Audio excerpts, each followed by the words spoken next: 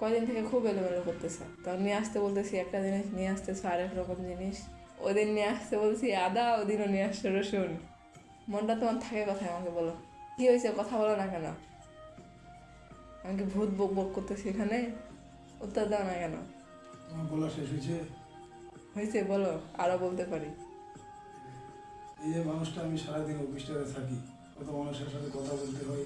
অফিসে কথা বলার পর বাসায় এসে গিয়ে আর কথা বলতে ইচ্ছা করে, কোনো মুড থাকে বলা, কথা বলা। তো আমি মানুষটা আসলাম খালি, তাই শুরু করে দিই, আমিও তো মানুষ নাকি, আমারও শান্তির দরকার আছে।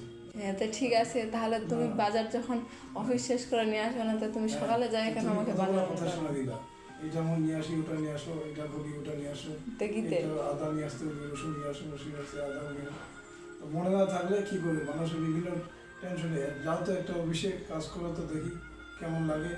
সারাদিন তো অফিসটাতে কি কি যায়, কি কি করি কাজ। ওই বিষয়গুলো তো আমাকে বলতে হবে যে আমার মনে ছিল না, এটা ছিল তুমি তো না, আসো, এটা ছিল না। এগুলো শুনতে চাইছো কখনো? তা আমি যে অতক্ষণ এটা ধরে বাজার বলতেছি। বাজার নিয়ে কথা বলো, এটা নিয়ে কথা বলো, ঘুরতে যাওয়া নিয়ে কথা বলো, এটা নিয়ে কথা বলো।